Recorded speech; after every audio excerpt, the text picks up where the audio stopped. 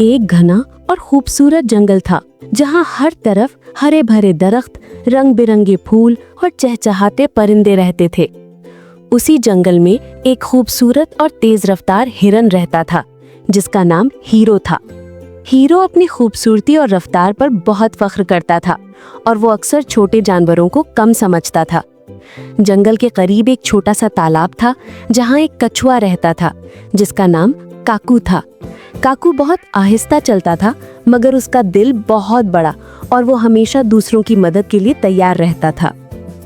एक साल जंगल में सख्त गर्मी पड़ी। सूरज आग बरसाने लगा, नन्हा नाला सूख गया, पौधे मुरझा गए और जानवरों को पीने के पानी की शदीद किल्लत हो गई। पूरे जंगल में सिर्फ एक दूर का चश्मा बाकी रह गया था, मगर वहां तक पहुंचना सबके लिए आसान नहीं था। एक दिन हीरो को बहुत प्यास लगी। उसका गला बिल्कुल सूख चुका था और उसकी टांगें कमजोर महसूस होने लगी। वो इधर उधर भागा मगर कहीं भी पानी ना मिला। गर्मी की शिद्दत से उसकी आंखों के सामने अंधेरा छाने लगा। आखिरकार वो आहिस्ता आहिस्ता तालाब की तरफ आया जहां काकू रहता था। ये देखकर वो हैरान रह गया कि तालाब तकरीबन सूख चुका था। काकू मिट्टी को गीला करने की कोशिश कर रहा था ताकि थोड़ा सा पानी महफूज रखा जा सके।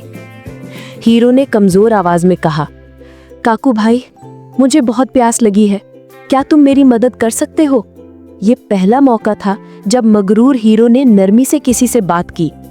काकू ने बगैर सोचे समझे जवाब दिया, हाँ हीरो, मैं जरूर तुम्हारी मदद करूंगा। काकू ने सोचा कि अगर तालाब का पानी खत्म हो रहा है तो किसी तरह दूर वाले चश्मे का पानी यहाँ लाना चाहिए। वो आहिस्ता आहिस्ता जंगल में गया और लंबे पत्ते, लकड़ियाँ और मिट्टी जमा की।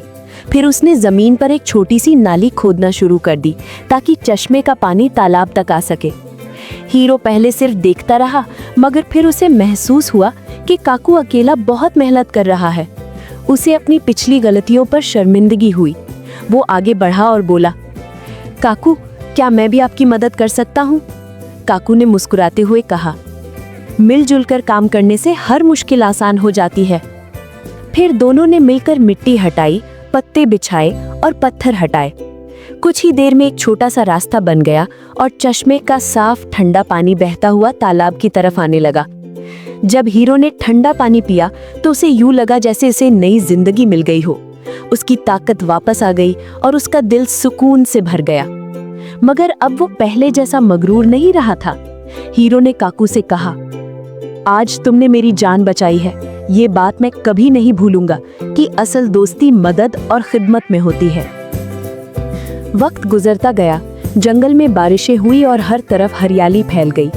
अब हीरो सिर्फ तेज दौड़ने वाला हिरन नहीं था बल्कि जंगल का सबसे मददगार जानवर बन चुका था। वो छोटी जानवरों की मदद करता, सबसे मोहब्बत से बात करता और खास तौर पर काकू का बहुत ख्याल रखता। एक दिन जंगल के तमाम जानवर इकट्ठे हुए और सब ने मिलकर कहा, अगर काकू जैसा दयालु दोस्त हो तो कोई मुश्किल बड़ी नहीं लगती। हीरो ने मुस्कुराते हुए काकू की तरफ देखा और दोनों ने हमेशा अच्छे दोस्त रहने का वादा किया। जो दूसरों की मदद करता है, अल्लाह भी उसकी मदद करता है।